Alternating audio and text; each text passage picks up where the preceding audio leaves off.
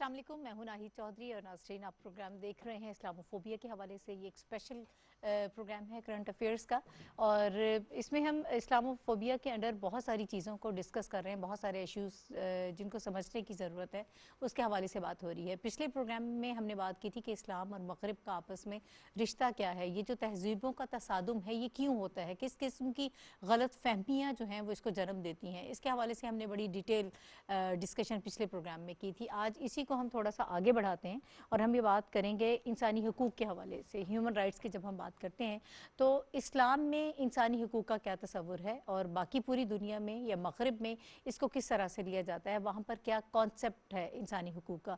और फिर जब हम मुसलमानों की बात करते हैं तो वहाँ पर हमें इंसानी हुकूक का ये तस्वुर जो है वो काफ़ी मध्यम नज़र आता है।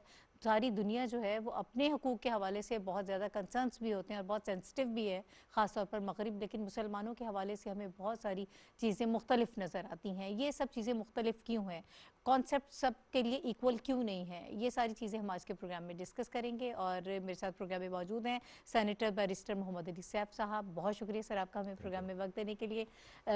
सर पिछले प्रोग्राम में जिस तरह से मैंने कहा कि हम इस्लाम और मगरिब का और जो एक रिश्ता है, जो एक सिलसिला है और तहज़ीबों का तसादुम है, उसको हमने बड़ी डिटेल में डिस्कस किया था।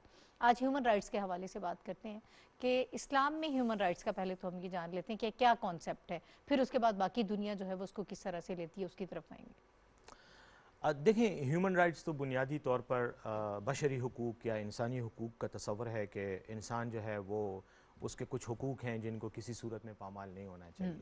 लेकिन जब हम इस्लामोफोबिया के तनाज़र में इंसानी हुकूक की बात करते हैं तो जैसे हमने अपने पिछले प्रोग्राम्स में भी बात की कि मगरिब के अंदर जो इंसानी हुकूक का तस्वर है और फिर इस्लाम में जो इंसानी हुकूक का तस्वर है, इन दोनों को इन पैरायों में देखने की ज़रूरत है और उस मखसूस तनाज़र में भी देखने की ज़रूरत है कि जब हम कहते हैं कि मुसलमानों के इंसानी हुकूक तो दूसरी तरफ से जवाब आता है कि हमारे इंसानी हुकूक, और फिर एक नई बहस छिड़ पड़ती है कि इंसानी हुकूक का कंसेप्ट क्या है। हमारे बाज़ लोग मुसलमानों में इंसानी हुकूक के मगरबी तस्वर को अटैक करते हैं कि ये मुल्हिदाना और एक लादीन तस्वर है, जबकि इस्लाम ने अपना तस्वर दिया है। मगरिब हमारे तस्वर इंसानी हुकूक पर एतराज़ करता है कि आपने उसको कंजर्वेटिव किया हुआ है, रजत पसंदाना तस्वर है।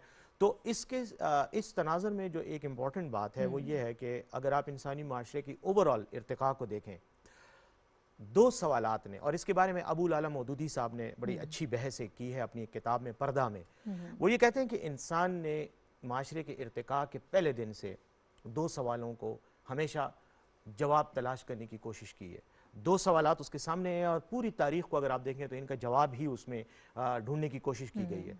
एक सवाल है इंसान और कायनात का आपस में ताल्लुक, कि मैं बतौर इंसान ओवरऑल इस यूनिवर्स में मेरी क्या पोजीशन है। और इंसान ने हमेशा, और इसी में तस्वर खुदा भी आता है। बाज़ लोग खुदा का तस्वर लाई कर आते हैं, बाज़ कहते हैं खुदा नहीं है, जो लादीनियत का तस्वर है, मुल्हिदाना तस्वर, वो भी इसी सवाल के जवाब की तलाश की एक कोशिश है।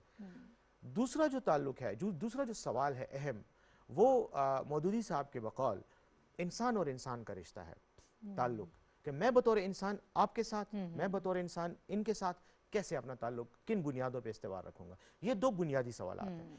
अगर आप मज़ाहिब की तारीख़ देखें, अगर आप फ़लसफ़े की तारीख़ देखें, तो तमाम इंसानी अफ़कार की जितनी भी तरवीज हुई है, जितना भी इर्तिक़ा हुआ है, उसमें बुनियादी तौर पर इन्हीं दो सवालात का जवाब तलाश करने की कोशिश की गई है। ठीक है, किसी ने उसको एक तरह से जवाब सामने पेश किया है, किसी ने और तरह से किया है। इख्तिलाफात भी यहीं से ही पैदा होते हैं, इन चीज़ों का जवाब। हाँ, बिल्कुल इंसानी हुकूक का जो कॉन्सेप्ट है वो भी इसी कॉन्सेप्ट से निकला है। हम तो बड़ी उसको सादा से अल्फाज में हुकूकुल्लाह और हुकूकुल इबाद में हुकूकुल्लाह और हुकूकुल इबाद, बिल्कुल इस्लाम ने उसको बड़ा सिंपल कर दिया है। लेकिन इंसान ने अपने तौर पर इसका जवाब तलाश करने की कोशिश की। और ये बात अगर आप यूनानी दौर से पहले के भी आप नज़रियात की तरफ चले जाएं, जो कि अमूमन तारीख़ी रिकॉर्ड का हिस्सा नहीं है, लेकिन अगर आप वहाँ से जाएं और फिर जो इर्तिका हुआ तमाम सोच में देखें, एक खुदा और इंसान का तस्वर, उस पर मज़ाहिब आए, मुख्तलिफ किस्म के अफकार आए, और कुछ लोगों ने मज़ाहिब से इनकार किया। इंसान और इंसान का ताल्लुक जो है, इसमें फिर दो ताल्लुकात आते हैं। एक इंसान का माशरे के अंदर रोल, और एक इंसान का दूसरे इंसानों के साथ इनफिरादी रोल, जिसमें औरत और मर्द की हुकूक की बात भी आती है। तो हर मजहब ने, हर नजरिए ने अपना अपना तरीक़ेकार पेश किया। इंसानी हुकूक की बहस यहाँ से स्टार्ट होती है। तो हम ये कह सकते हैं कि इंसानी हुकूक का जो कॉन्सेप्ट है ये तारीख में इतना ही पुराना है जितना इंसान पुराना है। ٹھیک ہے. اب مختلف ادوار میں اس کی مختلف شکلیں رہی ہیں. میں تھوڑا سا اسلام پہ اب آتا ہوں. اسلام چونکہ ایک وحی بیسڈ نظام ہے، یعنی ہمارا عقیدہ یہ ہے کہ اللہ تعالیٰ نے وحی نازل کی اپنے آخری رسول محمد صلی اللہ علیہ وسلم پہ، اور وہ وہی آج ہمارے سامنے قرآن کی شکل میں موجود ہے، کہ ہماری مقدس کتاب ہے. اس میں حقوق اللہ جیسے آپ نے بات کی اور حقوق العباد کا تصور دیا گیا، لیکن دونوں کا آپس میں رشتہ بھی ہے. آپ حقوق العباد کو حقوق اللہ سے الگ کر کے نہیں دیکھ سکتے، اور اسی طرح حقوق اللہ حقوق العباد کے بغیر کوئی معنی نہیں رکھتے. دونوں ایک دوسرے کے ساتھ جڑے ہوئے ہیں. یہ وہی سوال ہے جس کا میں نے کہا کہ مودودی صاحب نے اس کا کہا تھا کہ یہ رشتہ ایک لازم و ملزوم تعلق ہے دونوں سوالات کا. مغرب کا جو کانسیپٹ ہے نا، اس کو تھوڑا سا اب میں ایلابوریٹ کروں گا، کیونکہ اس وقت جب ہم انسانی حقوق کی بات کرتے ہیں تو مغربی انسانی حقوق کی بات کرتے ہیں، جو کہ اس وقت بین الاقوامی قوانین کی شکل میں دنیا میں رائج ہیں. مغرب کا جتنا بھی ریسپانس آیا ہے انسانی حقوق کے حوالے سے، یہ ایک ریئیکشنری ریسپانس ہے، یہ رد عمل کا ریسپانس ہے. اچھا، رد عمل کیسے ہے کہ مختلف سیاسی اور سماجی حالات کے تناظر میں جب معاملات خراب ہوئے، جب انسانوں کو شکایات پیدا ہوئیں، تو انسانوں نے اپنے حقوق کی بات کی. اور جتنا بھی آپ کا پولیٹیکل سسٹم ہے، جو سوشل سسٹم ہے، اور اس کے نتیجے میں جو لیگل سسٹم آیا ہے، وہ اسی ریئیکشن کے نتیجے میں آیا ہے. یہ اگر آپ ہسٹوریکل تناظر میں دیکھیں تو آپ کو رد عمل ہی نظر آئے گا. اور اس کی میں ایک مثال دینا چاہ رہا ہوں. دیکھیں، اس وقت مغرب کا جو بھی نظام ہے وہ مسیحی مذہب کے عقائد کے خلاف رد عمل کے طور پہ ہمارے سامنے موجود ہے. اسی لیے وہ اس کو سیکولر سسٹم کہتے ہیں، کہ انہوں نے مذہب کو الگ کیا اور ایک نیا نظام جنم دیا. مسیحیت کے خلاف رد عمل کیوں ہوا؟ وہ اس لیے ہوا کہ جب مسیحیت کا ہولڈ مغرب پر آیا تو دو تاریخی ایونٹ ہوئے جس کو میرے خیال میں ہمیں سمجھنا بڑا ضروری ہے، اور یہ میری ناقص رائے میں یہی وجوہات ہیں اس موجودہ پرابلم کی بھی. دیکھیں، مسیحی مذہب محبت کی بنیاد پر ایک مذہب تھا. ہمارے مسلمان، ہم حضرت عیسیٰ علیہ السلام پہ بھی اتنا ہی ہمارا ایمان ہے کہ وہ اللہ کے نبی تھے. وہ آئے، انہوں نے ایک پیغام دیا. جو کچھ بھی ہوا ان کے جانے کے تقریباً 350-400 سال تک مسیحی مذہب دبا ہوا مذہب تھا، کیونکہ یہودیوں کا خطرہ تھا، یہودی ان کو کرش کر رہے تھے. اس کے بعد روم میں جب یہ مذہب کی ترویج ہوئی، اور وہاں پہ کیونکہ یہ رومنز کا دور تھا جب حضرت عیسیٰ علیہ السلام کی پیدائش ہوئی اور وہ حیات رہے، تو اس رومن دور حکومت میں اتنا شدید ریئیکشن آیا مسیحی مذہب کے خلاف کہ عیسائیوں کا، ان کے ماننے والوں کا بہت زیادہ استحصال کیا گیا. تو یہ لوگ تقریباً 350-400 سال تک بالکل دبے رہے، اور یہ چھپ چھپ کے تبلیغ کرتے تھے، اور ان میں سے جس کو پکڑا جاتا اس کو بہت دردناک سزائیں دی جاتی تھیں. بعد میں رومن شہنشاہ جو ہے وہ مسلمان ہو گیا. اس نے جب عیسائی ہو گیا، اس نے مسیحی مذہب قبول کر لیا. اور بلکہ میں اس کو اس لیے مسلمان کہوں گا کہ وہ اللہ اور اس کے رسول پہ اس نے ایمان لے آیا تھا. تو اس طرح سے وہ یقینی طور پر ایک اس نے وہ جو پیگنسٹ جو ایک پرانا نظام تھا اس کو ختم کر کے اس مذہب میں آ گیا. تو مسیحی مذہب کا ارتقاء ایک نئے دور سے شروع ہوا. لیکن یہاں پر ایک مسیحی مذہب کو ایک ایڈوانٹیج ہوا. وہ یہ ہوا کہ وہ مذہب جو 400 سال تک پرسیکیوشن اور ظلم اور جبر کا نشانہ بنے اس کے جو ماننے والے تھے، وہی مذہب اقتدار میں آ گیا بادشاہ کے قبول کرنے کے بعد. اس نے پورے رومن ایمپائر میں کرسچن مذہب کو سرکاری مذہب ڈکلیئر کر کے اس کی سرپرستی شروع کر دی. یہاں پر مذہب کا اور سیاست کا آپس میں ایک ملاپ آ گیا. ٹھیک ہے، حکومت کی سرپرستی میں آ گیا. اس نے چرچ بنائے، اور پھر اس نے اور بعد کے آنے والے ادوار میں بادشاہوں نے مذہب کو اپنے اقتدار کو جسٹیفائی کرنے کے لیے اور اس کو دوام بخشنے کے لیے استعمال کیا. تو مذہبی طبقات بھی بڑھتے گئے. Over a period of centuries, کئی صدیوں کے تسلسل کے بعد حالت یہ ہو گئی کہ یورپ میں کوئی بادشاہ چرچ کے بغیر اور چرچ کی مرضی کے بغیر اس کو بادشاہ ڈکلیئر ہی نہیں کیا جا سکتا تھا. پوپ ڈکلیئر ہو گیا، اور پاپائے روم کا جو ادارہ تھا وہ بہت پاورفل ہو گیا. اتنا ہی پاورفل ہو گیا جتنے کوئی بادشاہ تھے. ان کا انداز بھی حکومت کرنے کا، ان کا انداز اپنے معاملات کو دیکھنے کا بھی ٹپیکل بادشاہی نظام ہو گیا تھا. عام لوگ کئی صدیاں تو اس کو فالو کرتے رہے اعتقاد کی شکل میں. لیکن وہاں پر ایک اور تبدیلی آئی کہ سائنٹیفک ڈیولپمنٹ شروع ہو گئی، جس کو رینیساں کا دور کہتے ہیں. رینیساں اور انلائٹنمنٹ کا جو دور کہتے ہیں، یہ تقریباً 14ویں صدی کے بعد رینیساں کا دور شروع ہوتا ہے آہستہ آہستہ. جب یہ شروع ہوا تو عام لوگوں میں بھی شعور آنا شروع ہو گیا، اور جو کلیسا کے تحت جو حالات زندگی تھے جس میں انفرادی لائف بھی، مذہبی لائف بھی، سماجی بھی اور سیاسی بھی، یہ چاروں پانچوں جو مختلف امور ہوتے ہیں، یعنی آپ کی انفرادی زندگی بھی اور اجتماعی زندگی بھی، اس سے ایک بغاوت پیدا ہوئی عام لوگوں میں، کیونکہ شعور آ گیا تعلیم کے ذریعے، سائنس کے ذریعے، اور سائنٹیفک ڈیولپمنٹس نے، سائنسی ترقی نے کلیسا کے کئی عقائد کو چیلنج کر دیا. جیسے ان کا تھا کہ جی کائنات کا مرکز جو ہے وہ زمین ہے. گیلیلیو نے اور کوپرنیکس نے جو وہ تھا فلاسفر تھے، سائنٹسٹ تھے، انہوں نے نظریات پیش کر کے ثابت کر دیا کہ جو آپ مذہبی طور پہ کہہ رہے ہیں غلط ہے. اور کتنا عرصہ تک آپ دیکھ رہے ہیں کہ وہ سارا سلسلہ چلتا رہا، اتھارٹی چیلنج ہوئی ان کی اتھارٹی چیلنج ہو گئی. اچھا، چیلنج کرنے والوں میں ایک تو وہ لوگ تھے کہ جو لادین ہو گئے، جنہوں نے مذہب کا مکمل انکار کر دیا اور آ گئے سامنے. لیکن مذہب کے اندر بھی ریفارمیشن کی تحریکیں شروع ہو گئیں، یعنی جو کلیسا کے اندر، اور اس میں سب سے پہلے اور بھی بڑے تھے، لیکن مارٹن لوتھر جو کہ ایک جرمن پریسٹ تھے بیسیکلی، انہوں نے جب پروٹیسٹ کیا کلیسا کے ہولڈ کے اور نئے عقائد کے ترویج میں اور فیور میں، تو رد عمل پیدا ہوا. میں نے کہا نا کہ مغربی معاشرے میں جو کچھ آج ہے یہ ایک مخصوص تناظر میں رد عمل کا نتیجہ ہے. بالکل ٹھیک ہے نا، یہ نیچرل پروسیس نہیں، یہ ریئیکشن ہے. کسی ماحول کو بدلنا، اس کے خلاف ایکشن لینے کا نتیجہ یہ ہمارے سامنے آج ہے. اب ہوا یہ کہ کرسچینٹی میں بھی پروٹیسٹنٹ کا ایک پروٹیسٹنٹنزم جس کو کہتے ہیں، ان کا ایک عقیدہ سامنے آ گیا، جنہوں نے چرچ کو، کلیسا پاپائے روم کے خلاف کھڑے ہو گئے.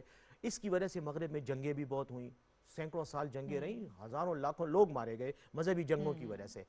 فرقے پیدا ہوئے اور پروٹیسٹنٹس اور یہ سارے، اور پھر کنگ ایڈورڈ کے دور میں چرچ آف انگلینڈ بنایا گیا، جس نے انگلینڈ میں برطانیہ کے جو ان کی حدود تھیں وہاں پر پھر رومن کیتھولکس اور ان کی لڑائیاں ہوتی رہی ہیں. بلکہ جو بہت مشہور ایک واقعہ ہے کہ جس میں ویسٹ منسٹر کو اڑانے کی کوشش کی گئی تھی، گائے فاکس نام کا، جس کو آج بھی یہ ہیلووین کے نام سے وہ ایک وہ تہوار مناتے ہیں، اس کے پیچھے بھی یہی تھا کہ گائے فاکس جو ہے وہ رومن کیتھولک تھا، اور اس نے پروٹیسٹنٹ بادشاہوں کو اور ہاؤس کو مارنے کے لیے اور اڑانے کے لیے بم رکھا، بارود رکھا، جس میں وہ پکڑا گیا، اس کو سزائے موت دی گئی، جلا دیا گیا، اور یہ ہیلووین نائٹ کا سلسلہ. تو اس کے سب کے اندر مذہبی ایک عنصر تھا اور ریئیکشن تھا. اس ریئیکشن کے نتیجے میں پولیٹیکل جب سسٹم آیا تو بادشاہت کے خلاف آیا. اب میں تھوڑا سا نیچے آتا ہوں نئے دور کی طرف. پچھلے گزشتہ 300-400 سال میں جو مغرب میں فلسفیانہ ترقی ہوئی ہے، اس میں جان ژاک روسو بڑا مشہور ایک فرینچ وہ تھا، فلاسفر تھا، مونٹیسکیو، اس کے علاوہ برطانیہ میں John Locke, Thomas Hobbes, Jeremy Bentham, یہ وہ لوگ تھے، ڈیوڈ ہیوم، یہ وہ لوگ تھے کہ جنہوں نے بادشاہی نظام کے اندر جو معاشرہ تھا، جس پر ہولڈ تھا چرچ کا، اس کے خلاف رد عمل کے طور پہ نئے نظریات پیش کیے، معاشرتی عوامل کو انہوں نے انٹرپریٹ کیا. اور یہ جو نظریات ہیں جن کو سوشل کانٹریکٹ، جس کو معاہدہ عمرانی کہا جاتا ہے، ٹھیک ہے، یہ نظریات لاک کے تھے. ہابس نے اپنا نظریہ پیش کیا. بینتھم نے یوٹیلیٹیرینزم کا نظریہ پیش کیا. اس نے یہ کہا کہ ہر وہ چیز آپ کے لیے ٹھیک ہے جس کی آپ کے لیے یوٹیلیٹی ہے. یہ وہ سوچ تھی جس نے مذہب کو ریجیکٹ کیا، مذہب کے خلاف یہ کھڑے ہوئے، اور انہوں نے کہا کہ مذہب کو انکار، یعنی عیسائی مذہب کا انکار، مسیحی مذہب کے عقائد کا انکار، یہی آپ کی ترقی کی ضمانت ہے. تو یہ جو سیکولر کانسیپٹ آئے، سیکولرزم، یہ اس دور سے یہ سٹارٹ ہوا، جس میں انلائٹنمنٹ نے بڑا رول پلے کیا. یورپ میں جو احیاء ہوا اس میں بڑا رول ہوا. اچھا، اب اگر آپ اوور آل پولیٹیکل ڈیولپمنٹ کو دیکھیں تو معاشرے کو دیکھنے کی اور معاشرے کی جو ساخت تھی اس کے اندر یہ نظریہ سامنے آئے کہ یہ اگر مذہب کی بنیاد پہ ہے تو یہ غلط ہے، اگر یہ بادشاہی اور فیوڈل نظام، جاگیردارانہ نظام کی بنیاد پر ہے تو یہ غلط ہے. اس کے نتیجے میں ہوا کیا کہ مذہبی بنیادوں پر سیکولرزم کا نظریہ آیا، مذہب ریجیکٹ ہو کے سیکولرزم آیا، بادشاہی نظام اور جاگیردارانہ نظام پر اٹیک ہوئے، اس کے نتیجے میں سیاسی انقلابات آئے اور جمہوریت کی طرف سفر شروع ہو گیا. صحیح، بالکل صحیح. پیسے کا جو کنٹرول تھا وہ بادشاہ اور نوابوں کے ہاتھ، جاگیرداروں کے ہاتھ سے نکل کے عام عوام کی طرف آیا، اور عام عوام نے کاروبار کو اپنا حق جتا کر اور اپنا حق بنا کر معاشی ترقی شروع کر دی. تو عام لوگوں کے پاس پیسہ آنا شروع ہو گیا. یہ وہ بنیادی تبدیلیاں تھیں جو مغرب میں پچھلے 300-400-500 سال کے عرصے میں ہوئیں. اس کے نتیجے میں جو آج آپ کی دنیا کا نظام ہے یہ مغرب کا نظام ہے. اس لیے میں کہتا ہوں کہ انسانی حقوق کا تصور جو آج کا موجودہ انٹرنیشنل لاء کا تصور ہے، یہ مغرب کی ترقی اور ان مخصوص حالات کے رد عمل کے طور پر یہ چیزیں ہمارے سامنے آئیں. دیکھیں، مغرب میں جب یہ کیپٹلسٹ نظام آیا، اچھا بادشاہی نظام ختم کر کے انہوں نے جمہوری نظام کی طرف سفر کیا. ووٹ کا حق، دیکھیں ووٹ کا حق ایک زمانے میں ابھی تک، یعنی میں آپ کو ڈیٹ بھی بتا سکتا ہوں، 1874 ایک ناول ہے لکھا گیا ہے برطانوی ہسٹری پر، برطانوی پولیٹیکل ہسٹری پہ. اس کو آپ پڑھیں گی تو آپ کو نظر آئے گا کہ برطانیہ جیسے ملک میں جس کو ہم جمہوریت کی ماں کہتے ہیں، مدر آف ڈیموکریسی، ہاں اس جمہوریت کے ملک میں لوگ حلقے لیتے تھے پیسوں پہ. آپ مطلب اگر چاہتی ہیں کہ آپ پارلیمنٹ کی ممبر بنے، ہاؤس آف کامنز کی، تو آپ کو سیٹ خریدنی پڑتی تھی. ڈزرائیلی ایک بہت مشہور برطانیہ کا وزیر اعظم ہے، اس کے والد نے اس کے لیے سیٹ خرید کے دی تھی کہ یہ سیٹ ہے تمہاری. یہ سب سے پرانی جمہوریت کا یہ پرانی جمہوریت کا یہ حال تھا. وہ باقاعدہ، تو پھر یہ جو آج کل ہو رہا ہے اس کا مطلب یہ تو جسٹیفائی، یہ ہم تو اب اس دور سے گزرے ہیں جس سے وہ 300 سال 400 سال پہلے گزر چکے ہیں نا. اچھا اب اور کیا ہوا اس وقت؟ یہ ہوتا تھا کہ لینڈڈ ایرسٹوکریسی جو ہوتی تھی، جن کی جائیداد کا حق ہوتا ہے، جیسے ہمارے ایک تھا کہ یہ جاگیردار ہے، یہ زمین خرید سکتا ہے، اور یہ کمی ہے، یہ صرف کام کرے گا، اس کو زمین خریدنے کا حق نہیں ہے. یہی سسٹم وہاں پہ بھی تھا. تو ایرسٹوکریٹس جو تھے، جو لینڈڈ جینٹری تھی، صرف وہی پارلیمنٹ میں بیٹھ سکتے تھے. وہ آپ کو پتہ ہے کہ 1930s تک اشرافیہ کا ایگزیکٹلی. اچھا 1930s تک تو عورتوں کو ووٹ دینے کا حق بھی نہیں تھا. بالکل ٹھیک ہے، اس کے بعد 1927 کے بعد ہوا ایگزیکٹلی وہ پھر تحریک چلی، اور آخر میں لڑائی جھگڑے کے بعد اور تشدد کی ایک لمبے تحریک کے بعد جو ہے عورتوں کو ووٹ کا حق ملا. تو یہ چیزیں انہوں نے ڈیولپ کی، لیکن اس شکل میں جو آج آئے ہیں اپنے پرانے نظام کے خلاف رد عمل کے طور پہ آیا. اور جو کچھ آج آپ دیکھ رہی ہیں اس میں آپ کو اس رد عمل کی جھلکیاں ملتی ہیں جو ایک ہسٹوریکل ریئیکشن رہا ہے مغرب میں. بالکل صحیح. اسی کانٹیکس میں اب میں اسلام کے بارے میں تھوڑی بات کروں گا. اچھا میں تھوڑا سا اس میں آپ سے یہ جاننا چاہ رہی ہوں کہ ہم یہ تو خیر ایک لائٹر نوٹ پہ بات کی میں نے کہ ہمارے ہاں اب یہ ہو رہا ہے اور ہم اس کو جسٹیفائی کر رہے ہیں، لیکن ایک دوسرا اس کا پہلو یہ ہے کہ 300-400 سال پہلے یہ سب چیزیں وہ ایکسپیرینس کر کے وہ اس جگہ پر آئے ہیں، کہ ہمیں بھی مزید 300-400 سال لگیں گے ہم اس لیول پر اب آئے ہیں اور اس کے بعد ہم گرو ہوں گے. یہ کتنی خطرناک سی عجیب سی یہ بات ہے. دیکھیں یہ بہت ریلیونٹ کوسچن ہے اس کا، لیکن اس کا جواب ہمارے پاس ہی ہے، ان کے پاس نہیں ہے. میں آپ کو بتاتا ہوں وہ جواب کیا ہے. دیکھیں میں نے بتایا نا کہ مغرب میں تو ایک خاص قسم کی مخصوص ڈیولپمنٹ ہوتی رہی، اس میں تقریباً 1000-1200 سال ان کو لگے اور وہ آج اس نتیجے پہ پہنچے رد عمل کے طور پہ. کیونکہ ان کے اندر اپنے حالات کو تبدیل کرنے کی خواہش تھی، تو انہوں نے اپنے جو حالات ان کے لیے مسائل بنا رہے تھے ان کو وہ تبدیل کرتے رہے، اور مختلف سیاسی اور سماجی عوامل کے نتیجے میں وہ حالات وہ بدل کے آج اس نتیجے پہ اس جگہ پہ پہنچے ہیں. ہمارا کیا ہوا؟ ہمیں ایک نظام، مطلب میں اگر اسلام کی بات اب کرتا ہوں مخصوص، اور اس میں کسی پہ اعتراض نہیں کرنا چاہ رہا، لیکن میں ایک سچویشن سامنے رکھ رہا ہوں. رسول کریم صلی اللہ علیہ وسلم نے اپنی بعثت کے بعد آپ کو ایک نظام دے دیا کہ یہ آپ کا نظام ہے، یہ آپ کے حقوق اللہ ہیں، یہ آپ کے عقائد ہیں، اور یہ آپ کا عملی زندگی کا طریقہ کار. ہاں اس طرح سے آپ نے کرنی ہے تو آپ کا معاشرہ سٹیبل بھی رہے گا اور آپ جاؤ گے. جب تک آپ نے اس پہ عمل کیا آپ کے معاشرے میں ترقی ہوتی رہی، اور ترقی کے ساتھ ساتھ ایک اور چیز ہوئی، آپ کی انٹلیکچوئل ڈیولپمنٹ ہوتی رہی. ٹھیک ہے، آپ نے دنیا کو نظریات بھی دیے، آپ نے دنیا میں کنٹریبیوٹ بھی کیا. دنیا میں آج بھی ابن رشد، ابن خلدون اور ابو علی سینا اور ان لوگوں کا، فارابی کا، کے نظریات پر بحث ہو رہی ہے، اور انہوں نے ان کو ڈیولپ کر کے آگے لے گئے.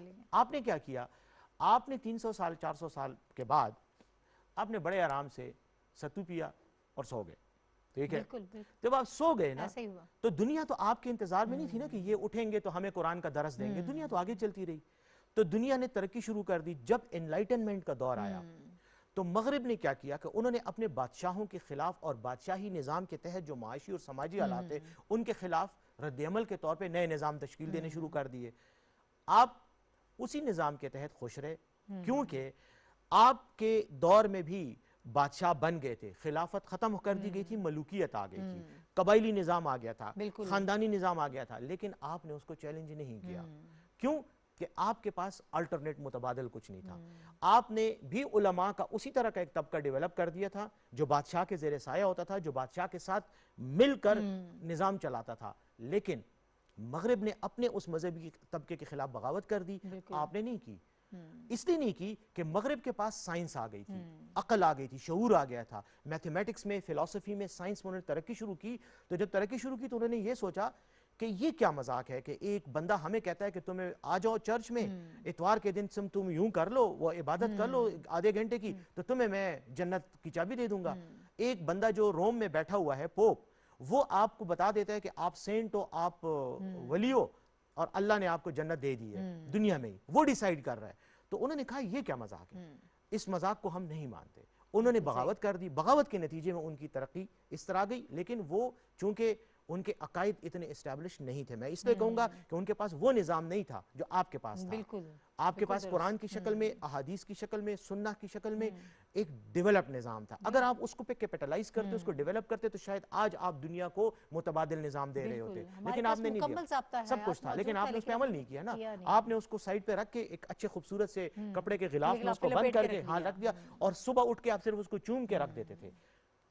رزلٹ کیا نکلا کہ 800-900 سال، 1000 سال آپ جب سوئے رہے نا تو پھر آپ سوتے ہی رہ گئے. مغرب بہت آگے نکل گیا. بالکل آج آپ کے پاس کوئی چوائس ہی نہیں ہے کہ آپ اب ان کے نظام کو فالو کریں.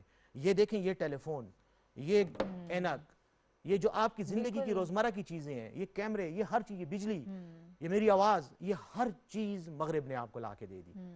آپ اس پر ڈیپینڈنٹ ہو گئے. لیکن بجائے اس کے کہ آپ اپنی غلطی کا احساس کر کے، کمزوری کا احساس کر کے اس پر کام کرتے، اور جو آپ کو رسول کریم صلی اللہ علیہ وسلم نے 1400-1500 سال پہلے ایک بات کی تھی. انہوں نے آپ کو یہ کہا تھا کہ علم مومن کی گمشدہ میراث ہے. بالکل درست. اس سے جہاں بھی پاؤ حاصل کرو. آپ نے اپنا علم ان کے حوالے کر دیا، خود جا کے آپ سو گئے. وہ اس پہ ریسرچ کرتے رہے، اسے کرتے وہ کہاں پہنچ گئے. آپ آج اٹھ کے آنکھیں مل کے کہہ رہے ہو کہ اوہو ہمارے ساتھ تو بڑی زیادتی ہو رہی ہے. تو زیادتی تو آپ ساتھ ہوگی. ہاں تو وہ تو ہوگی، وہ تو نیچرل ہے. اب آپ کمزور ہو تو کمزور ہمیشہ پھر کمزوری ہوتا ہے. بالکل. اچھا، اب ہوا کیا کہ میں اسی کانٹیکس میں آ رہا ہوں کہ مغرب کا نظام غالب آ گیا. چاہے وہ طاقت کے ذریعے آیا، چاہے وہ دھوکے سے آیا، چاہے آپ پر ظلم کر کے آیا، چاہے آپ کا استحصال کر کے آیا، لیکن وہ ڈومیننٹ نظام بن گیا. اب آپ اس ڈومیننٹ نظام میں اپنی سروائیول ڈھونڈ رہے ہو، لیکن متبادل آج بھی آپ کے پاس نہیں ہے. اور اگر کوئی آپ کو متبادل دیتا ہے تو آپ اس کو مانتے نہیں ہو. ایک اور چیز میں بتانا چاہ رہا ہوں، انسانی معاشروں کو اگر آپ دیکھ لیں، اور آپ اپنی لائف میں بھی، ذاتی لائف میں بھی دیکھ لیں، کہ اگر آپ کی زندگی کا کوئی بڑا مقصد نہیں ہے، اور آپ صبح اٹھ کر یہ نہیں کہتی کہ میں نے صبح اٹھنا ہے اور میرا یہ مقصد ہے اور میں نے اس کے لیے کام کرنا ہے، ٹھیک ہے، تو ہوتا کیا ہے کہ آپ کا ذہن آپ کو کھانے لگ جاتا ہے. اور آپ کے اندر یہ ساری کیوں کہتے ہیں کہ جو فری مائنڈ ہے وہ شیطان کا گھر ہے. ٹھیک، ہاں وہ ٹھیک ہے. اچھا، اسی طرح معاشرے میں بھی جب ڈائریکشن ختم ہو جاتی ہے نا، تو اس کے اندر دیکھیں، آپ نے یا تو اوپر چڑھنا ہوتا ہے اور یا آپ نے سائڈوں پہ پھیلنا ہوتا ہے. کسی درخت کو آپ اوپر چڑھنے سے روک دیں، پودے کو، تو وہ سائڈوں پہ پھیلنا شروع ہو جاتا ہے. ہر معاشرہ بھی یہی کرتا ہے. مغرب کے معاشرے نے اوپر چڑھنا شروع کیا تو جو سائیڈ گروتھ تھی وہ ختم ہو گئی، وہ ترقی کرنے لگے. آپ چونکہ ترقی نہیں کر رہے تھے اوپر، تو آپ سائیڈوں پہ پھیلنے لگ گئے. یہی فرقے مغرب میں بھی تھے. عیسائیت میں آج بھی کئی فرقے، 200 فرقے ہیں مسیحی مذہب میں، بکھرے ہوئے ہیں، لیکن انہوں نے ان کو ریجیکٹ کر دیا. انہوں نے اور اینگل بنا کر، آبجیکٹیوز لے کر وہ ترقی کرنے لگے. آپ ان فرقوں میں پڑ گئے. آپ کی 700-800 سالہ تاریخ صرف ہندوستان میں صرف مذہبی فرقوں کی لڑائی ہے، اور آج بھی ہے. بالکل صحیح. ٹھیک ہے، آپ ان چیزوں میں پڑ گئے، وہ آگے چلے گئے. اب جب حقوق کی بات آتی ہے تو آپ یہ دیکھیں کہ آپ کے حقوق کا تصور وہی ہے جو آپ کو بتایا گیا ہے، لیکن جو عملی طور پر آپ کے سامنے نہیں ہے. ٹھیک ہے، آپ روایات کے، علامہ اقبال کہتے ہیں نا کہ آپ، وہ ان کا ایک شعر ہے کہ آپ روایات کے غلام بن گئے، جبکہ آپ کا دین ان روایات کو توڑنے آیا تھا. آپ نے انہی کو اپنے سر پہ، جس طرح میں نے آپ کو بتایا بھی تھا ایک لاسٹ پہلے پروگرام میں، ڈاکٹر علی شریعتی، وہ کہتے ہیں اسلام کا پیغام، توحید کا پیغام تھا، یہ انسان کو انسان کی غلامی سے آزاد کرنے آیا تھا. آپ نے اسی اسلام کو غلام بنا کر اپنے توہمات اور اپنے روایات کی زنجیروں میں جکڑ کو اس کو اپنا غلام بنا دیا. اور آج آپ پیٹ رہے ہو کہ اسلام نہیں ہے، اور ہم اسلام کو کیسے ڈیفینڈ کریں یا اسلام سے کیسے فائدہ لیں. آپ کیسے فائدہ لے سکتے ہو؟ آپ نے تو اس کو ختم کر دیا، اپنا غلام بنا دیا. اب معاشروں کی بات میں آتا ہوں. دیکھیں، معاشروں کی ارتقائی اگر آپ حالت دیکھیں نا، یہ بھی ایک امپورٹنٹ سوال ہے، اس لیے میں اس کو آپ کی سوال کے اس میں آنا چاہ رہا ہوں، لیکن یہ وضاحت دیے بغیر میں بات کر نہیں سکوں گا. معاشروں کی آپ تشکیل دیکھیں، انسانی معاشروں میں 2 طرح کے معاشرے ہوتے ہیں. جب معاشرہ ڈیولپ ہوتا ہے نا تو وہ اینتھروپوسینٹرک معاشرہ ہوتا ہے. یہ سوشیولوجی کے پرنسپلز ہیں. اینتھروپوسینٹرک وہ ہوتا ہے جس میں سوسائٹی کا ہولڈ انسانوں پر زیادہ ہوتا ہے. یعنی جو اجتماعی چیزیں ہیں کہ جیسے اونچی آواز میں بات نہ کرو، کیا نام ہے، عورت اور مرد کا یہ رشتہ ہے، عورت کو جو ہے گھر میں ہونا چاہیے، مرد کو باہر ہونا چاہیے. یہ وہ قبائلی روایات جب اوپر چڑھتی ہیں تو پہلے مطلب میٹریارکل معاشرہ تھا، پھر پیٹریارکل آ گیا، جو پدر شاہی معاشرہ جس کو کہتے ہیں. اچھا، یہ اینتھروپوسینٹرک ہوتے ہیں عمرانیات کی زبان میں، سوشیولوجی میں. پھر ترقی ہوتی ہے، ترقی کے ساتھ ساتھ اویئرنیس آتی ہے، ایجوکیشن آتی ہے، پیسہ آتا ہے، اور over a period of time وہ ہوموسینٹرک معاشرے میں تبدیل ہو جاتا ہے. ہوموسینٹرک کیا ہوتا ہے؟ ہوموسینٹرک وہ ہوتا ہے جہاں اوور آل معاشرے سے زیادہ ایک انسان کی انفرادی حیثیت کو آپ اہمیت دینے لگ جاتے ہیں. اسلام نے آپ کو انتھروپوسینٹرک معاشرے یعنی قبائلی روایتی معاشرے سے نکال کے ایک انتھروپوسینٹرک معاشرے کا ایک پلان دے دیا. رسول کریم صلی اللہ علیہ وسلم نے آپ کو کہا تم میں سے کوئی بہتر نہیں ہے سوائے اس کے جو تقوی میں آپ سے بہتر ہو. اب تقوی کیا چیز ہے؟ تقوی کا مطلب یہ نہیں ہے کہ میں 5 کی بجائے 50 نمازیں پڑھوں یا سال میں 1 مہینہ روزے کی بجائے 11 مہینے روزے رکھوں. نہیں، یہ تقوی نہیں ہے. تقوی یہ ہے کہ آپ کا کردار اتنا سٹرونگ ہو جائے کہ آپ کو اچھے اور برے میں تمیز کا فرق آ جائے. آپ تمیز کر سکیں، ڈسٹنکشن کر سکیں کہ کون سی چیز ٹھیک ہے اور کون سی غلط ہے. اور یہ فرق تبھی آتا ہے جب آپ کیریکٹر کو ڈیولپ کریں. اب کیریکٹر کو ڈیولپ کرنے کا جو طریقہ تھا وہ ہم نے سائڈ پہ رکھ دیا اور ہم نے اسلام کو اعتقادات کا اور توہمات کا ایک مجموعہ بنا کے تعویذ بنا کے گلے میں ڈال دیا کہ یہ تعویذ اب ہمارے مسائل کا حل ہوگا. سب کچھ یہی کرے گا. ٹھیک ہے نا؟ ہاں یہی کرے گا. اب ریزلٹ کیا نکلا؟ وہ کہتے ہیں نا کہ جس قرآن نے تمہیں زندگی بسر کرنے کا طریقہ بتایا تھا اور دنیا میں رہنے کا، اس قرآن کو تم نے مردے کی موت پہ تلاوت کر کے بند کر کے کہ اب یہ مردے کو بخشوائے گا. زندگی میں جو کیا ہے وہی تمہیں بخشوائے گا. لیکن یہ ہمارا کانسیپٹ چینج ہو گیا. تو اسلام نے کیا کیا؟ آپ کو جو ہوموسینٹرک معاشرے کی طرف لے جانے کی صحیح تھی وہ رک گئی. اسلام نے نہیں روکا، آپ نے خود اس کو روک دیا. اچھا، مغرب ادھر چلا گیا، ہوموسینٹرک معاشرہ بن گیا. اور ہوموسینٹرک معاشرے کی کچھ خرابیاں بھی ہوتی ہیں. وہ خرابیاں اسلام نے آپ کو منع کر دی تھیں، لیکن چونکہ آپ نے عمل نہیں کیا تو آپ اس سے بھگت رہے ہو. آج ہوموسینٹرک معاشرے میں ہوتا ہی ہے کہ جب آپ اینتھروپوسینٹرک معاشرہ ہوتا ہے نا تو وہاں پر سوسائٹی کے کمانڈز ہوتے ہیں، سوسائٹی کے جو رواج اور رسوم ہوتے ہیں وہ زیادہ حاوی ہوتے ہیں اور انسان ان کا غلام ہوتا ہے. آہستہ آہستہ جب آپ بڑھتے، اور یہ جو ڈیوڈ ہیوم کا میں نے کہا، جیرمی بینتھم کا کہا، لاک اور ہابس کا کہا، جو مغرب میں فلاسفر تھے، ان کے نظریات نے آپ مغربی معاشرے کو اینتھروپو سے ہومو کی طرف لے گئے. وہاں ہوتا یہ کہ پھر وہاں پہ کچھ قباحتیں بھی آتی ہیں معاشرے میں. مثلا میں نے آپ کو بتایا شروع میں مودودی صاحب کا کہ عورت اور مرد کے رشتہ یہ کیا ہونا چاہیے. اس میں ہوموسینٹرک معاشرے میں آزادی کی بات ہوتی ہے، عورتوں کو آزادی دی جاتی ہے. جب آزادی دی جاتی ہے تو اس آزادی میں پھر بیلنس کا پرابلم آ جاتا ہے. جیسے مغرب کے بارے میں کہا جاتا ہے کہ وہاں آزادی تو ہے لیکن وہاں پر بیلنس خراب ہو گیا ہے. ٹھیک ہے، اسلام نے آپ کو وہ بیلنس دیا تھا، وہ آپ نے سائڈ پہ رکھ دیا. آپ نے اس بیٹی کو جس کے بارے میں قرآن نے اس کو کہا ہے کہ اس کو آپ نے وراثت میں حصہ دینا ہے، اس کو آپ نے وراثت کے حصے میں روم کر دیا. لیکن غلافوں میں اور پردوں میں آپ نے اس کو جکڑ دیا کہ نہیں، تمہاری شکل اگر کسی کو نظر آئی تو تم گناہ کر رہی ہو. لیکن اگر تمہیں میں یعنی وہ ساری عزت غیرت کا معیار جو ہے وہ عورت کے ساتھ ہی اپنے ایسوسیٹ کر دیا. سارا وہی ہے. یہ نہیں کہ اس کو آپ نے ڈیولپ کرنا ہے، اس کو آپ نے اپنے پیروں پہ کھڑا ہونے کا موقع دینا ہے، ایجوکیٹ کرنا ہے. یہ نہیں کہ اسلام تو سارے یہ حقوق دیتا ہے نا خواتین کو، لیکن ہم نے اپنے رواج اور رسوم اور توہمات کی بنیاد پہ اس کو سائڈ پہ کر دیا. آج جو معاشرے کا سیاسی نظام ہے پوری دنیا کا، وہ جمہوریت کا نظام ہے. ہم جمہوریت کا نام لے کے ہماری زبانیں تھکتی نہیں ہیں لیکن جمہوریت پہ ہم عمل نہیں کرتے. ایگزیکٹلی اسی طرح جیسے اسلام کا نام لے کے، یعنی اسلام وہ یعنی کہتے ہیں مسلمان تو ہم ہیں اور ہر بات میں ہم ذکر بھی کرتے ہیں. لیکن اور میں نے ایک بڑا اچھا جملہ ایک دن پڑھا، وہ تھا کہ اسلام کو مدینہ سے ہندوستان آتے آتے ٹائم لگا، اسلام مدینہ میں رہ گیا، عقیدت یہاں آ گئی. اب ہم اسلام کے معتقد تو بہت ہیں، عقیدت تو ہمیں رسول کریم صلی اللہ علیہ وسلم کی ذات سے بہت زیادہ ہے. لیکن اگر رسول کریم صلی اللہ علیہ وسلم کہتے ہیں کہ جاندار تو انسان تو بہت دور کی بات ہے، ایک چڑیا پہ بھی تم نے رحم کرنا ہے، ایک کتے پہ بھی تم نے رحم کرنا ہے، اس کی وجہ سے بھی تمہیں رحم کی وجہ سے تمہیں جنت ملے گی. ہر رمضان میں ہم محفل میلادیں بھی کرتے ہیں، تراویح بھی پڑھتے ہیں، لیکن وہ جو روح ہے وہ ہماری ختم ہو چکی ہے. اب یہی وہ پرابلم ہے کہ جہاں سے لڑائی شروع ہوتی ہے آپ کی مغرب کے ساتھ. جب آپ اسلام کی بات کرتے ہیں تو وہ آپ کے قرآن کو دیکھ کے بات نہیں کرتے، نہ کوئی قرآن کو دیکھ کے کوئی بات کرے گا، وہ آپ کے رویوں کو دیکھ کے بات کریں گے. اگر آپ جمہوریت کو صبح شام الاپتے رہیں لیکن بعد میں آپ کا ویڈیو نکل آئے جس میں آپ لوگوں کو پیسے آفر کر رہے ہیں، تو آپ جتنی بھی جمہوریت اور پاکستان کا آئین لوگوں کو اٹھا کے دکھائیں گے، انہوں نے آئین کو نہیں دیکھنا، انہوں نے آپ کے رویوں کو دیکھنا. ایگزیکٹلی. تو مغرب کے ساتھ ہماری جو بنیادی جنگ ہے انسانی حقوق پر بھی اور یہ تہذیبوں کے تصادم پہ، یہ ہمارے حرکات اور ہمارے رویوں کی بنیاد پر ہے. اور جب ہم نے پچھلی گفتگو میں کہا تھا کہ جب آپ لوگوں کی گردنیں اللہ اکبر کہہ کے ذبح کریں گی، رسول اللہ صلی اللہ علیہ وسلم اور ہمارے اسلام کا حکم ہے کہ جانور کو بھی جب ذبح کرو تو اس کو بھی تیز چھری سے کرو تاکہ اس کو تکلیف نہ ہو. ٹھیک ہے، اس کی گردن کا وہ کاٹو، رگ کاٹو تاکہ اس کو دماغ کو کہ بلڈ سپلائی ختم ہو اور وہ درد کی تکلیف میں نہ مرے بلکہ فوراً مر جائے، یعنی اس کی ڈیتھ ہو جائے. ہم نے کیا کیا, ہم نے انسانوں کو اللہ کے نام پہ ذبح کرنا شروع کر دیا. تو جب آپ یہ سب کام کریں گی نا, اور ہمارے مسلمانوں نے بڑے شوق سے کیا اور فخر سے کیا, ویڈیوز بنا کے پلے کی, پیچھے لا الہ الا اللہ محمد رسول اللہ بھی لگایا ہوا تھا.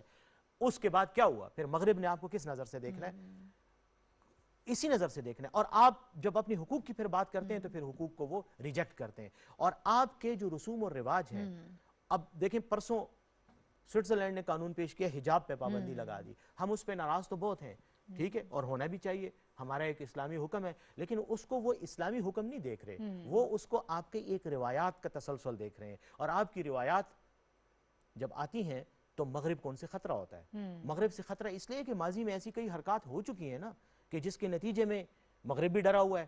آپ مغرب سے ڈر رہے ہیں, مغرب نے آپ کے ساتھ بہت کچھ کیا, ہاں وہ آپ سے ڈر رہے ہیں. ایگزیکٹلی. تو یہ جو خوف اور نفرت کی فضا ہے, جب تک آپ اس کو ایڈریس نہیں کریں گے, انسانی حقوق کی باتیں کانوں کو تو بہت اچھی لگیں گی, لیکن عملی طور پر وہ اسی اندھیر نگری کا شکار ہوں گی جس کی پوری دنیا شکار ہے. اب ٹائم تھوڑا کم رہ گیا ہمارے پاس. یہ جو ابھی آپ نے سوئٹزرلینڈ کے حوالے سے بات کی, پیرس میں اس سے پہلے بھی پابندی ہے حجاب کے اوپر, تو یہ سارے اب رویے کس طرح سے ہم تبدیل کر سکتے ہیں, کیا یہ پاسبل ہے ہمارے لیے؟ کیونکہ بات تو بہت آگے تک بڑھ چکی ہے نا, اب تو جتنا خوف ہمیں ان سے ہے اتنا وہ ہم سے خوف محسوس کرتے ہیں. ایک فوبیا ہمیں نظر آ رہا ہے, اسلامو فوبیا اسی سے تو پھر جنم لیتا ہے ان ساری چیزوں سے. تو کیا کیا جائے؟ جی میں نے اسی لیے یہ بات کی, اور یہ اتنا لمبا جو میں نے ایک سوشل جو میں نے بیک گراؤنڈ دینے کی کوشش کی, اس میں میرا مقصد بھی یہی تھا کہ غلط فہمیاں بہت ہیں, اور ان غلط فہمیوں پر وہ لوگ, ان غلط فہمیوں کو وہ لوگ استحصال ان کا کر رہے ہیں, استعمال کر رہے ہیں, جنہوں نے معاشرے میں تصادم کو فروغ دینا ہے. کیونکہ اگر آپ پولیٹیکل کانٹیکسٹ کو دیکھیں, آپ سوشل ڈیولپمنٹ کو دیکھیں, تو اس میں ان لوگوں کو تصادم کی صورتحال میں جو لوگ ایسے ہوتے ہیں جنہوں نے اسے فائدہ لینا ہوتا ہے, وہ زیادہ طاقتور ہوتے ہیں. بالکل دیکھیں ٹرمپ نے اپنے 4 سال اسی طرح نفرت کی سیاست کر کے بھگتا دیے. یورپ میں آج کئی سیاسی پارٹیاں وہ ہیں جو مسلمانوں سے اور دیگر اقوام سے نفرت کی بنیاد, نسلی اور مذہبی امتیاز کو فروغ دے کر وہ حکومت میں ہیں. تو یہ چیز تو ہے, یہی حال آپ کا بھی ہے, پاکستان میں بھی یہی حال ہے. آپ یہاں پر کبھی اسلام کے نام پہ سیاست کر رہے ہیں, کبھی آپ شیعہ و سنی کے نام پہ کر رہے ہیں, آپ بھی نفرت کو فروغ دے رہے ہیں نا. تو فروغ دے کر دوسروں کو آپ نیچے دکھا کے اپنے آپ کو بہتر ثابت کرتے ہیں. تو یہ جو چیز ہے نا, اس کو ہمیں ختم کرنا ہوگا, اور اس کو ختم کرنے کا ایک ہی طریقہ ہے, میں پھر وہی بات کر رہا ہوں, اسلام کو آپ نے روایات سے نکال کر, اپنی کلچر سے نکال کر, کلچر اسلام نہیں ہے, اسلام کو کلچر کا حصہ بناؤ, ٹھیک ہے نا. آپ کلچر کو اسلام پہ نہ حاوی کرو, کیونکہ آپ کا کلچر تو کئی کلچرز کا مجموعہ ہے, آپ پہ ہندو تہذیب بھی ہے, دیگر بھی, ہاں, لیکن اسلام نے آپ کو یہی تقویٰ ہے کہ آپ کلچر کی وہ چیزیں جو اسلام کی روح کے خلاف ہیں ان کو آپ ریجیکٹ کریں, اور جو آپ کی مذہب کے تعلیمات کے عین مطابق ہیں ان کو آپ اپلائی کریں. ہم نے کیا کیا, ہم نے مذہب کو سائڈ پہ رکھ کے کلچر اس کے اوپر تھوپ دیا. اب ہمارے رویے خراب اس نے. آپ جب غیرت کے نام پہ کسی عورت کا قتل کرتے ہیں, اگر آپ سمجھتی ہیں کہ یہ اسلام کے تقاضے کے مطابق ہے, مجھے کوئی بھی ایسی مثال رسول کریم صلی اللہ علیہ وسلم کی زندگی سے دے دیں جس میں کوئی شخص کسی عورت کو اس بنا پہ قتل کر کے آیا ہو اور انہوں نے ان کو اس کی تعریف کی ہو کہ میں نے غیرت کے نام پہ قتل کیا. آپ کر ہی نہیں سکتے یہ کام, یہ آپ کا کام ہی نہیں ہے. بات یہ ہے کہ آپ کو اسلام کی تعلیمات جب آپ عمل کریں گی تو آپ کو پھر اپنے معاشرتی رویے اور کلچرل رویوں کو سائیڈ پہ رکھنا پڑے گا. یہی تو وہ تقوی کا, اور یہ کلچرل بیہیویئر تو بہت زیادہ سٹرونگ ہے, بہت سٹرونگ ہے نا. اس کو کیسے کم کر سکتے ہیں, چیلنج کر سکتے ہیں؟ یہ تو بہت مشکل کام ہے ہمارے لیے. میں پھر یہی بہت ہی کہوں گا, مشکل کام ہے, بہت مشکل کام ہے, لیکن اگر آپ نے مسلمان ہونے کا دعویٰ کرنا ہے تو پھر آپ اسلام پہ عمل کریں, اسلام کی تعلیمات کو سمجھیں. عمل کرنے کے لیے سمجھنا ضروری ہے. اب ہم سمجھنے کی بات بھی نہیں کرتے. کتنے ہیں ہم میں سے جنہوں نے آپ کی اسلام کی تعلیمات کو اس طرح سے پڑھا ہے جس طرح ان کو پڑھنا چاہیے. آپ زیادہ تر, ہمارا 99% مسلمان اس دنیا میں وہ ہیں کہ جنہوں نے اسلام کو سنا ہے, آپ سے سن لیا, میں ادھر سن لیا, مولانا صاحب سے سن لیا, روایت, آپ اس کو اسلام کا حصہ بنا. کتنے لوگ ہیں جنہوں نے احادیث کی کتابیں پڑھی ہیں, کتنے لوگ ہیں جنہوں نے رسول اللہ صلی اللہ علیہ وسلم کی لائف کو ایک عالمانہ تنقید کے ساتھ پڑھا ہے, ہاں ٹھیک ہے. کتنے لوگ ہیں جنہوں نے قرآن کو اس طرح سے, ثواب کے لیے نہیں, سمجھنے کے لیے. ہم تو ثواب کے لیے پڑھتے ہیں نا, پورا قرآن پڑھ جاتے ہیں, ایک لفظ کا سمجھ نہیں کیا پیغام کیا. تو یہ جب رویے ہوں گے تو غلط فہمیاں بھی ہوں گے, اور اسلام, یہ پرابلمز ہمارے ایسے رہیں گے.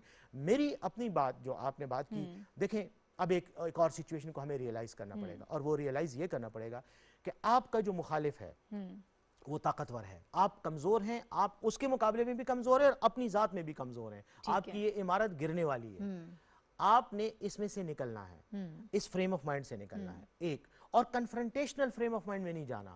اگر آپ تصادم کے فریم آف مائنڈ میں جائیں گے نا کہ میں نے ان کو مارنا ہے, تو مارنے وارنے کا جو ہے تو آپ ہے وہ نہیں. تو بھول جائیں نا. ہاں وہ تو آپ بھول جائیں, ٹھیک ہے. آپ کسی صورت میں ان کا مقابلہ نہیں کر پا رہے. آپ کو اپنے کردار پر اور اپنی دین کی تعلیمات پر عمل کرنا ہے, بہتر انسان بننا ہے. اس کے بعد ان کے طریقہ کار کے مطابق آپ نے ان سے لڑنا ہے. اور وہ طریقہ کار کیا ہے؟ وہ قانونی طریقہ کار ہے. آپ کے آپس کی ڈیویژنز اتنی ہیں کہ آج تک کسی مسلمان ملک نے یہ جرت نہیں کی کہ وہ اقوام متحدہ میں باقاعدہ ایک جوائنٹ ریزولوشن لے کر آئیں جو سب کی متفقہ ہو, جس میں یہ کہا جائے کہ آج کے بعد رسول کریم صلی اللہ علیہ وسلم کی شان میں کوئی گستاخی برداشت نہیں کی جائے گی اور اس پر قانون بنایا جائے. اس پر قانون بنایا جائے. آپ نہیں کرتے. آپ کے پیغمبر کی شان میں ایک گستاخی ہوتی ہے. ایک ملک کہتا ہے میں نے ڈنمارک کے پروڈکٹ لینے ہیں, سارے باقی لے رہے ہوتے ہیں. آپ نے ان کے ساتھ معاشی مقابلہ کرنا ہے, آپ نے ان کے ساتھ پولیٹیکل مقابلہ کرنا ہے. مذہب کر کے آپ نہ وہ بات آپ کی سنتے ہیں نہ آپ کی بات وہاں جاتی ہے, ٹھیک ہے. کیونکہ جب آپ یہ کہتے ہیں کہ میرے مذہب کی توہین ہو رہی ہے, میرے اس نقاب کی توہین کیوں, مطلب خواتین کا یہ ہاں حجاب کی کیوں ہو رہی ہے, تو وہ کیا کہتے ہیں؟ وہ کہتے ہیں جس بات پہ آپ آج اڑ رہے ہو, انہی چیزوں سے تو ہم 700 سال پہلے اپنے آپ کو نکال چکے ہیں. ہمارا تو پورا نظام انہی باتوں کے رد عمل کے طور پہ ہے. کلیسا کو انہوں نے ریجیکٹ کیا, ان کی باتوں کو دیکھیں نا. آج مغرب میں اپنے جو ان کا مذہب ہے اس کے بارے میں مزاحیہ فلمیں بھی بنتی ہیں. ان کی تو کوئی تقدس نہیں ہے نا ان چیزوں کو. انہوں نے تقدس کچھ اور چیزوں کو دے دیا. آپ وہی پرانی چیزیں لے کے بیٹھے ہو. یہ وہ وجہ ہے کہ مغرب آپ کو نہیں سمجھ پا رہا. آپ نے ان کو یہ بتانا ہے کہ میرا کلچر سپیریئر ہے تمہارے کلچر سے. میری عورت اگر حجاب لے رہی ہے تو وہ پابندی کی وجہ سے نہیں لے رہی, زبردستی نہیں لے رہی, اس کا اپنا ایک فلسفہ اور اصول ہے. ہاں آپ اس کی چوائس کو رسپیکٹ کریں, لیکن وہ آپ کی لیکن آپ خود رسپیکٹ اپنے ملک میں بھی تو نہیں کرتے نا. نہیں کرتے نا, نہیں کر رہے. آپ اپنے ملک میں خواتین کا کیا حال کر رہے ہیں؟ تو جب آپ کا اپنا حال وہ اور دیکھتے ہمارے ہیں. ہاں رد عمل یہ 8 مارچ کو آپ نے دیکھا ہوگا, یہ جس طرح کی واکس ہوتی ہیں اور جیسے خواتین وہ آپ کو جو پلیکارڈز نظر آتے ہیں, ہمارے ہاں رد عمل یہ ہے. اچھا اب وقت تھوڑا کم ہے, کشمیر اور فلسطین کے حوالے سے بھی میں چاہ رہی تھی کہ ہم تھوڑا سا بات کر لیں کہ انسانی حقوق کا جو کانسیپٹ وہاں پر ہے یا جس طرح سے ان کے ساتھ جو سلوک کیا جاتا ہے تو وہ کیا چیز ہے, وہ کیا معیار ہے؟ دیکھیں جو انسانی حقوق کا کانسیپٹ ہے, ہمارے پاس ٹائم ہے ویسے کتنا, کیونکہ مجھے پتا ہو کہ میں بہت زیادہ لمبا نہ کر دوں اس کو, اس سے بیکمز تقریباً 10 منٹ ہے میرا خیال میں. دیکھیں انسانی حقوق کا قانون جب آیا نا, میں تھوڑی سی اس بات پہ آنا چاہوں گا کہ جب دنیا میں کولونائزیشن کا دور آ, نو آبادیاتی حکومتیں آئیں, ریاستیں بنی, تو مغرب کی تھیں اور ان علاقوں پہ افریقہ میں اور ایشیا میں قبضے تھے. تو کشمیر کے کانٹیکس میں بات کروں, انسانی حقوق کی بات بھی شروع ہوئی. اور انسانی حقوق کا جو دور ہے نا, یہ 3 حصوں پہ تقسیم کیا جاتا ہے. نمبر 1, یہ ایک جو ہے پہلی جو جنریشن ہے وہ سول اینڈ پولیٹیکل رائٹس کی موو ہے, اس کو پھر بعد میں کسی وقت ڈسکس کریں گے شاید نیکسٹ اس میں. ایک economic, social and cultural rights کا ہے. ایک جو تھرڈ جنریشن ہے اس کی, جو تیسری جو اس کی ویو ہے, وہ ہے right to development and self determination. اب سیلف ڈٹرمنیشن جس کو ہم حق خود ارادیت کہتے ہیں, یہ تصور آیا اس دور میں, مغرب میں آیا جب مغرب کا کنٹرول تھا ان علاقوں پہ, اور وہاں کے لوکل لوگوں کا جو رد عمل تھا. مغرب نے خود اس بات کو اکنالج کیا کہ ہر شخص کو حق خود ارادیت ہے, وہ اپنا فیصلہ خود کرے کہ اس نے اپنا نظام زندگی کیسے چلانا ہے. رائٹ ٹو سیلف ڈٹرمنیشن, یہ انسانی حقوق کے قوانین میں اس اصول کو پہلے تو وضع کیا گیا, اس کے بعد اس کو ایکسیپٹ کیا گیا. اور ایک اور عجیب سی بات آپ کو بتاؤں کہ رائٹ ٹو سیلف ڈٹرمنیشن کی ہسٹری میں اگر آپ جائیں گی تو آپ کو ایک عجیب سی بات نظر آئے گی کہ رائٹ ٹو سیلف ڈٹرمنیشن کو سب سے زیادہ پروموٹ اور اس کی وکالت بین الاقوامی قوانین میں سب سے زیادہ سوویت یونین نے کی, جہاں پہ سوشلسٹ حکومت تھی, اور جس کے بارے میں مغرب کہتا تھا کہ یہ ظلم اور جبر کا نظام ہے اور لوگوں کو کنٹرول کرے. انہوں نے اس لیے اس کی وہ کی وکالت کی کہ زیادہ تر دنیا میں جب کمیونسٹ انقلاب 1917 میں روس میں آیا اور اسٹالن اس کی لینن کی حکومت قائم ہوئی, تو زیادہ تر دنیا پہ فرانس اور برطانیہ اور باقی جو مغربی ممالک تھے, سرمایہ دارانہ ممالک, ان کا قبضہ تھا, ہندوستان میں بھی تھا. تو انہوں نے لوگوں کو ورغلانے کے لیے اور ان طاقتوں کے خلاف بغاوت پر آمادہ کرنے کے لیے رائٹ ٹو سیلف ڈٹرمنیشن کے کنسیپٹ کو زیادہ پروموٹ کیا. ٹھیک ہے کہ یہ ہونا چاہیے. خیر دنیا نے مان لیا. اب آج رائٹ ٹو سیلف ڈٹرمنیشن ہر اس قوم کا بنیادی حق ہے جو آزادی چاہتی ہے, لیکن اس کے بھی کچھ قوانین ہیں جو انہوں نے بنائے ہیں, اس کی ڈیٹیل میں کسی اور وقت جائیں گے. لیکن جو بنیادی اصول ہے وہ یہ ہے کہ فلسطینی عوام کو بالکل حق ہے کہ وہ اپنا آزادی مانگے, کشمیری عوام کو ہے, اور اسی طرح دیگر عوام کو ہے, جتنے بھی ممالک میں لوگ اس کا شکار ہیں, تسلط کا شکار ہیں, جبر کا شکار ہیں. مسئلہ یہ آ جاتا ہے کہ اس میں رائٹ کے ساتھ پولیٹیکل انٹرسٹ آ جاتے ہیں. ایک طرف آپ کا انسانی حق ہے, دوسری طرف آپ کے سیاسی مفادات ہیں. سیاسی مفادات کس کے ہیں؟ طاقتور کے ہوتے ہیں, اور طاقتور ممالک اپنے تمام انسانی حقوق کے فلسفے کو سیاسی مفادات کے مفادات تابع سمجھتے ہیں اور سیاسی مفادات کی اینک سے دیکھتے ہیں. بالکل. جب وہ دیکھتے ہیں نا تو وہاں پر پھر ان کو ہندوستان کی عالمی منڈی نظر آتی ہے کہ ہمارے پروڈکٹس ہندوستان میں بکیں گے, ہندوستان سے ہمیں اچھی لیبر مل سکتی ہے, چیپ لیبر مل سکتی ہے, تو اس لیے ہم کیوں کشمیر کی بات کریں. آپ جو کشمیر کی بات کرنے والے ہیں آپ کمزور پیڈسٹل پہ ہیں, آپ کمزور ہیں. تو جب آپ کمزور ہوتے ہیں تو آپ کے حقوق بھی کمزور لوگوں کے حقوق ہوتے ہیں, اور کمزور لوگوں کے حقوق کو طاقتور ہمیشہ تاریخ کے تناظر میں ایکسپلائٹ کرتا رہا ہے.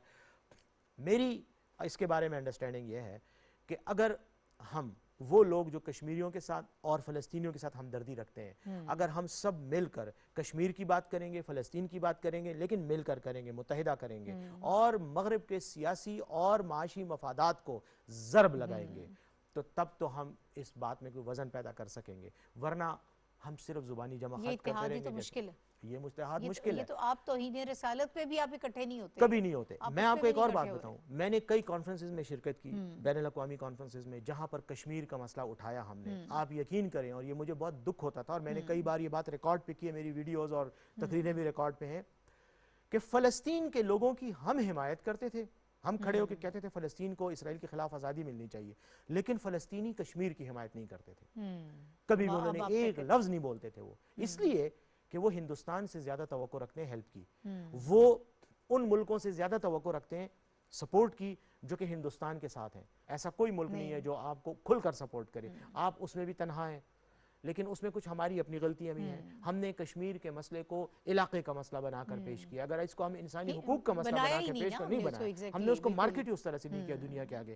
اسی طرح فلسطین کا مسئلہ ہے. فلسطین کا مسئلہ جب تک آپ زمین کے حقوق کی بات کریں گے تو آپ کے ساتھ کوئی نہیں کھڑا ہوگا. ہیومن ایشو بنا کے جب آپ اس کو ہیومن رائٹس کا, بنیادی انسانی حقوق کا مسئلہ بنا کے پیش کریں گے تو تب آپ کے ساتھ کھڑے ہوں گے. اور میرے خیال میں اب فلسطینیوں پر ظلم اتنا ہو گیا اسرائیل کی طرف سے کہ آٹومیٹیکلی اس کو ایک ہیومن رائٹس کا ایشو بنا دیا گیا ہے, لیکن عملی نتیجہ اس کا بھی کچھ نہیں ہے. اس لیے کہ سیاسی مفادات ہیں, اور جس نے آپ کے مفاد کا تحفظ کرنا ہے وہ آپ کی اسلامی ریاستیں, آپ کی تمام اسلامی ریاستیں ایک دوسرے کے خلاف لڑ رہی ہیں, ایک دوسرے کے ساتھ متصادم ہیں, ان کے اپنے مفادات ہیں. وہ فلسطین کو ایک سیاسی نعرے کے طور پر تو استعمال کرتے ہیں, لیکن عملی طور پر اس کے لیے کچھ نہیں کر رہے. تو یہ ہماری بدقسمتی ہے. لیکن آپ قانون کو دیکھیں, اگر آپ وکیل کرنے کی صلاحیت آپ کی نہ ہو, سکت نہ ہو, آپ عدالت جا نہ سکیں, تو آپ اپنا مقدمہ کیسے لڑیں گی؟ نہیں لڑ سکتی. انٹرنیشنل لیول پر فلسطین کا مقدمہ لڑنا, کشمیر کا مقدمہ لڑنا, اس کے لیے آپ کا متحد ہونا اور تھوڑا بہت طاقتور ہونا ضروری ہے.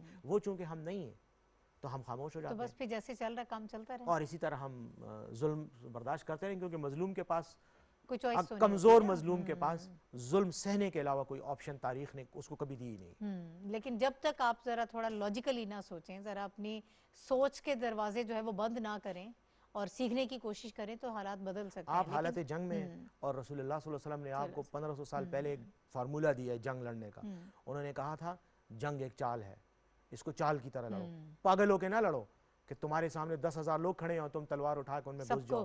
کبھی بھی نہیں ہوگا, کبھی بھی نہیں ہوگا. جنگ بدر میں بھی جب وہ گئے 313 تھے, مقابلے میں 1000 تھے, لیکن انہوں نے اسٹریٹجک لوکیشن پہ قبضہ کیا, پانی کے کنویں پہ پہلے قبضہ کیا, پوری میدان کو اپنے کنٹرول میں کرنے کے بعد وہ لڑے. تو جب لڑے تو پھر فتح بھی ہوئی. لیکن اگر آپ کے پاس اسٹریٹجی نہیں ہے, آپ کا پلان ہی نہیں ہے, آپ ایک دوسرے کے خلاف لڑتے ہوئے دشمن کے خلاف لڑنے جا رہے ہیں, تو پھر یہ جنگ آپ جانے سے پہلے, لڑنے سے پہلے ہار چکے ہیں. بالکل صحیح ہے. بہت شکریہ بیرسٹر محمد علی صاحب. ناظرین ہمارے ساتھ موجود تھے. اسلاموفوبیا کے کانٹیکس میں ہم مختلف ایشوز کو ڈسکس کر رہے ہیں. آج ہیومن رائٹس کے حوالے سے ہم نے ڈسکشن کی ہے کہ اصل مسائل کیا ہیں, مغرب کا کانسیپٹ کیا ہے, اور اسلام جو ہے وہ ہیومن رائٹس کا کیا کانسیپٹ ہمیں دیتا ہے, اور ہماری اپنی کمزوریاں کوتاہیاں کیا ہیں جن کو اوور کم کرنے کی ضرورت ہے. اس کے ساتھ ہی ناہید چودھری کو اجازت دیجیے. اللہ حافظ.